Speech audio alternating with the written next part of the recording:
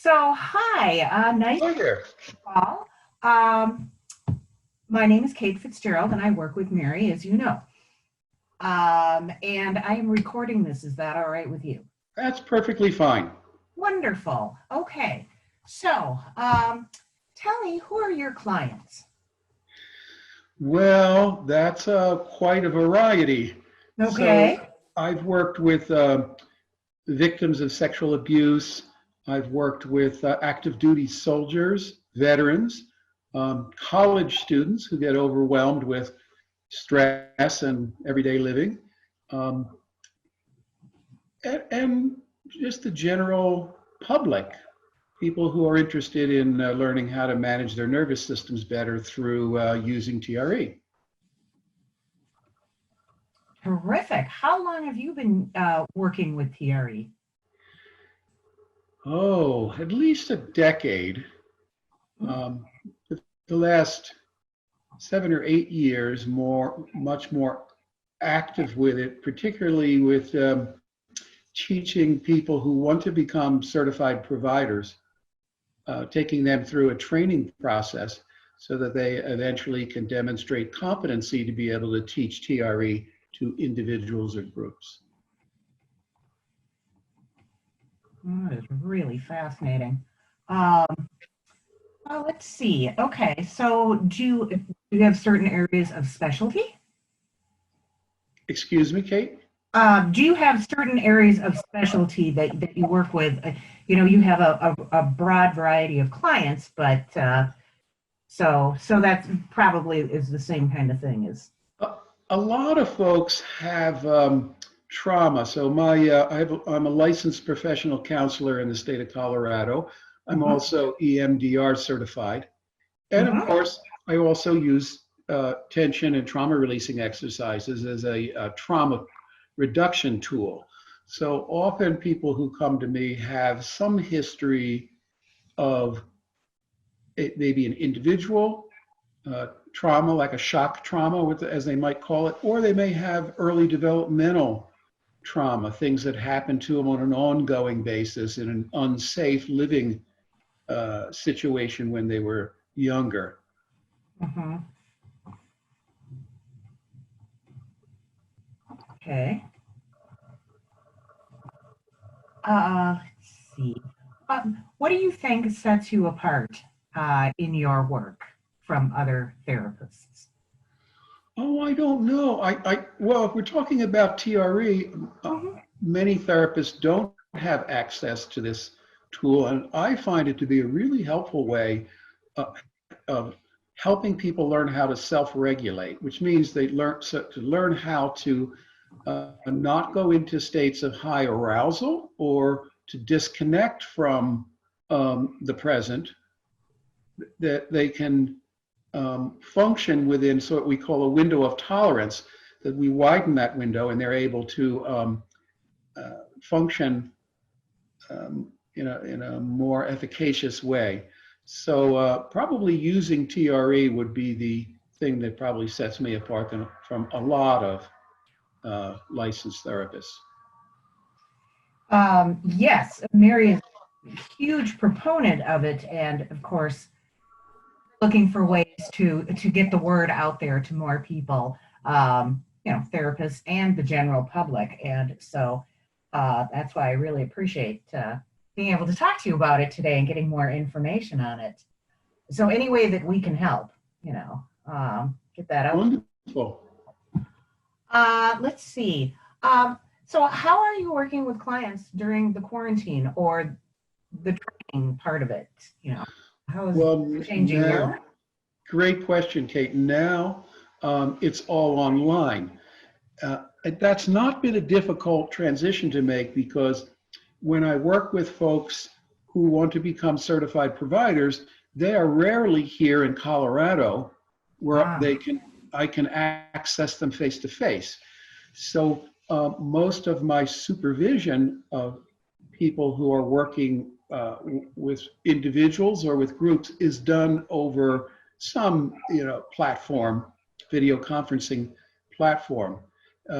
So the other thing that's going to have to happen for a while is those folks who are trainers around the country and actually around the world are going to have to start doing their modular training. So we usually have 2 3-day trainings or 3 2-day trainings that people attend face to face.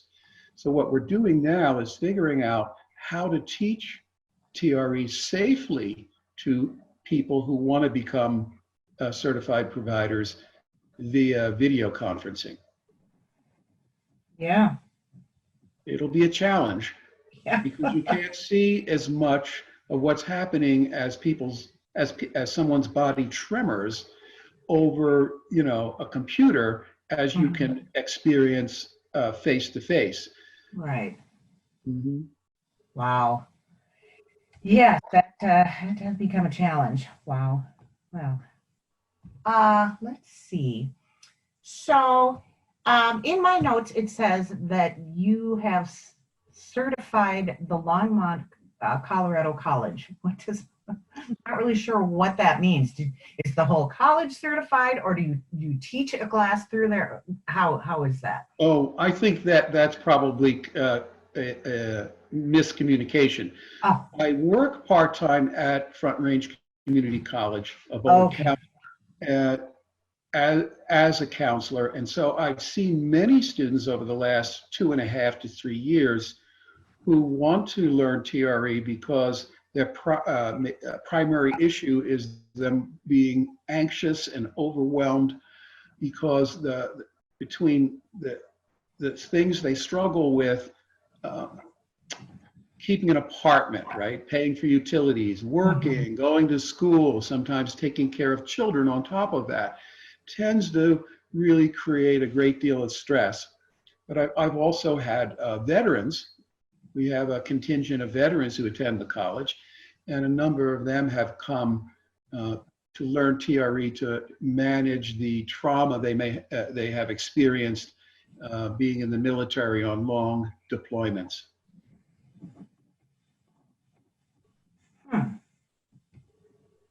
Thank you for clearing that up. That makes much more sense. Tell me about the global certification program.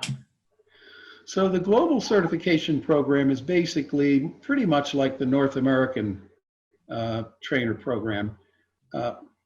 People will attend in the past, certain face-to-face trainings, 2 or 3-day trainings. They then practice on their own. Eventually, after they've had some supervision from a certified trainer, watching them work, and also they're reading certain materials, looking at videos. We have videos, for example, that show how to adapt teaching the exercises that accesses the neurogenic tremor, how you can modify them based on particular injuries people may have or disabilities. So there's a variety of sort of didactic learning concepts that people get, as well as the direct experience of working with their own tremoring, and then learning how to observe other people individually and in groups, and be able to take them through the process of engaging this tremor mechanism safely. And that's really the key. It takes quite a bit of experience watching other people's bodies to know when to have people slow down their tremor, or to stop the tremoring process because they've had enough for that moment. Oh yeah, that would be a very vital part of it. Yes. Indeed. Okay, that's fantastic. How many trainers are there worldwide?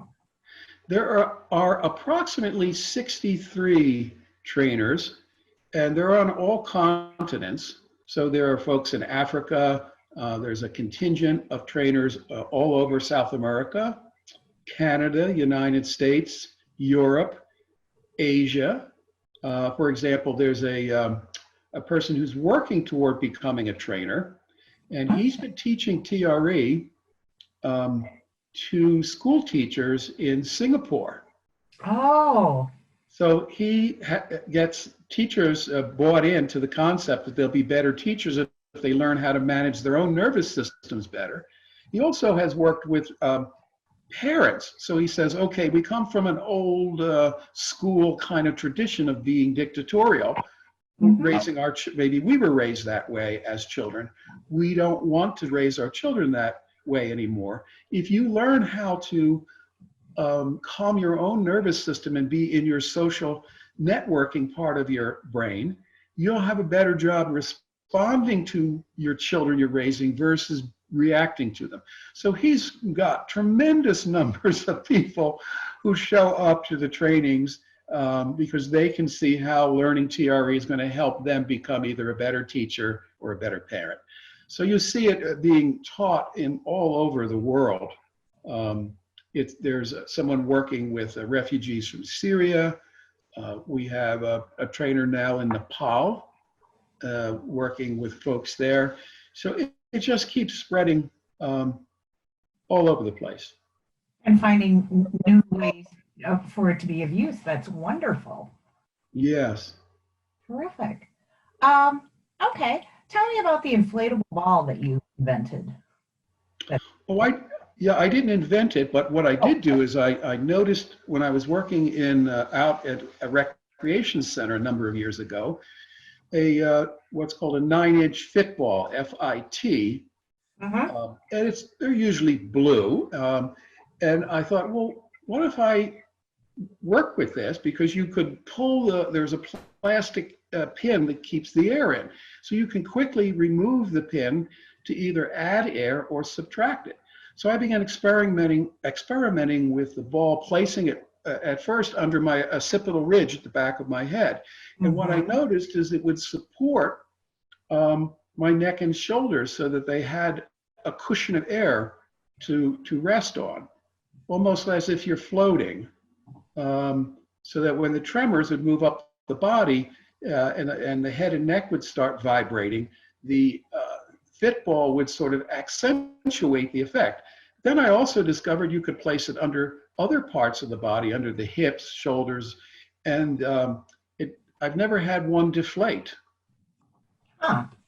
So they come in different sizes, and there are other types of inflatable balls that can be used. I just happen to have been working with this 9-inch fit ball. They're about $10 on Amazon, and they're a great tool to sort of augment the natural tremoring process. Oh, that's fantastic. That's just wonderful to find some inexpensive little thing that just enhances what you've already got. Oh, that's terrific. Let's see. You did some work providing TRE to provisional providers in the wake of Typhoon Haiyan. Tell me about that experience. Well, I was a member of an international team that in 2014 went to the Philippines. And a woman named Beth McDonald, who is the director of an organization there called Human Capital Development, invited trainers to come and then created a support system so that when we were there, we had transportation, whether it was by boat or plane or car, places to stay, food, so that the trainers and providers who came had the support system in place. And what we ended up doing is working with, I think it was about 85 people altogether from various professions. These were Filipino citizens. Many of them, some of them were doctors or nurses or social workers, but they wanted to learn how to use TRE to help their fellow citizens, because this typhoon had done an extraordinary amount of damage. When we were there 3 months after the typhoon had stopped, there was still rubble everywhere, and many homes had holes in the walls or no roofs. And the Filipino folks who were learning this wanted to share it. So what we did was we created a provisional certification process where people worked in teams. So maybe 4 people or 5 people.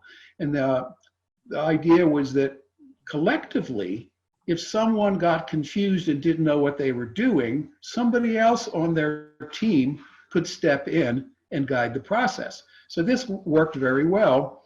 And there are teams of Filipinos who to this day, years later, when there are natural disasters, they go out and they will teach TRE to their people impacted by whatever the event is. They're amazing people. They were very resilient and very resourceful, and it was an extraordinary privilege to go there and work with individuals who weren't interested in making money like many folks in the Western world are caught up in. They really were there about, they really wanted to use this tool to help themselves and their fellow citizens. Oh, terrific. How long were you there? A team was there for about a month working every day.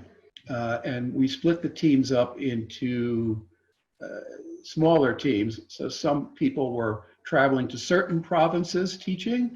There was a team that remained in Manila. There was a team that went to Tacloban, which was the center of where the typhoon struck. And then we also had folks down in Zamboanga. That was an interesting situation because we could only send people who were non-Caucasians, shall we say, down there because there were some uprisings. And the fear was, if you sent someone who looks like me, somebody might want to kidnap me. Because there were terrorists operating out of the jungle down there and occasionally going into the main town and wreaking havoc. So everyone who went to Zamboanga blended in with the folks that were there. So fortunately, we had people representing a number of countries and different ethnic and racial groups, so we could compose teams that would fit for that kind of a scenario. Wow. Yeah, that is quite a once in a lifetime experience, I imagine. Wow. We've also had trainers who've worked a couple of years ago creating a program in Nepal. So we now have, as I said, a trainer. This is a woman who's a psychologist, and she went through the certification process. As well as there are certified providers there. And what they do is they will go teach TRE to the local population where there's a great deal of need. It took quite a bit of effort for the trainers who went there because everything at the time they went was after the earthquakes had occurred. So some of the infrastructure was compromised and everything, sometimes the power would go off for periods of time or transportation was difficult. Yeah. But they did amazing work. One team went into a school that trains girls to be full-fledged Buddhist monks. Oh. And so they went, taught teachers who taught the kids how to teach TRE, and now that's part of this school's curriculum where the kids can use the neurogenic tremor to get stress out of their bodies. Initially, the reason they went in was the earthquakes had damaged one of the school buildings, but none of the children were hurt. However, many of the girls came from distant provinces, and they didn't know, because communication systems were down, whether their families at home were safe. So there was some of the girls were really distressed, and there were issues with nightmares, bedwetting, lots of anxiety. Yeah. So incorporating TRE into the school's curriculum with the school staff being able to follow up was a way of helping this residential school function better with the stressors that the girls were undergoing. Huh. Oh, that's terrific. Again, so many ways to use it. So many ways. Yes. Let's see. So we obviously, as I said before, want to be able to reach as many people to let them know about the TRE. Uh, it, I knew what that was, and I lost the word now. The TRE experience. Yes, that's a great word. Okay. Yeah. Okay, great. Okay. I'm wondering, do you have any blogs or any articles you'd like to share with us, or that we can link to from our page to yours? Yes, probably the central place to get information is www.traumaprevention.com. Okay. That's the international website that most people are connected with. So you can go on that site, and there are references to research, how TRE is being taught around the world. You can find trainers and providers in any state or in any country. We're also starting in North America. Pretty soon we'll have a website we're setting up specifically just for, it'll be primarily the United States. So trainers here will have information about workshops and certification trainings that'll be going on, and make it a little easier for folks in the United States to find people to work with them. Oh, that's wonderful. I have been to that website, and yes, it's just a wealth of information. So yeah, thank you. I will definitely that we connect that. Is there anything else that you want us to know? Yes. The one other thing that I've taken on recently, because I'm sort of semi-retired. I'm still working, but I'm privileged in that with this sort of gray hair, right? I don't have to work 40 hours a week in an office to make a living. So one of the projects, several projects actually I've taken on to try to get TRE into communities and to people who ordinarily would not have access to this neurogenic tremor. So one project is involved with an agency in Boulder, Colorado that works with LGBTQI clients. So I'm going to be working with some of their staff to have them become certified. And this work will be done pro bono, meaning they won't be charged to become trainers. There's also a foster care and adoption facility in Colorado Springs that works with about 270 children within 173 foster homes. This program is extraordinary in its scope and how they support the foster parents in taking care of children who are temporarily removed from their homes. So I have a project with their agency to certify some of their clinical staff so they can use it as a therapeutic modality, but also to teach foster parents how to calm their own nervous systems so that instead of reacting to children who show up in their homes and who might be in a panic themselves, right, because they came out of abusive situations, that the foster parents can foster parent better. And then finally, there's one last project I'm working with an agency in Longmont, where the staff are bilingual, English, Spanish, and they primarily offer services to Hispanic children, adolescents, and families. So their clinical staff will also be eventually certified so that when I step away from the training, they'll be able to share TRE to folks who would otherwise not have access to TRE. Lots of folks that they serve who are sort of marginalized, meaning they're on the edges of society. They have a hard time coming forward and being recognized. Lots of fear they're going to get deported or whatever might happen to them that would not be pleasant. So these three projects are undergoing as an attempt, again, to get TRE out there to these populations of people. Oh, that is magnificent. Wow. Well, you know, that's quite a legacy. All these different areas that we would not have thought about, but I suppose the more that you work in it, you think, well, that could work with this population, or it could work with that one. Or, basically anyone with trauma is what you're finding. Mhm. Yeah. Well, we all have stress Mm-hmm. and tension that collects in our bodies.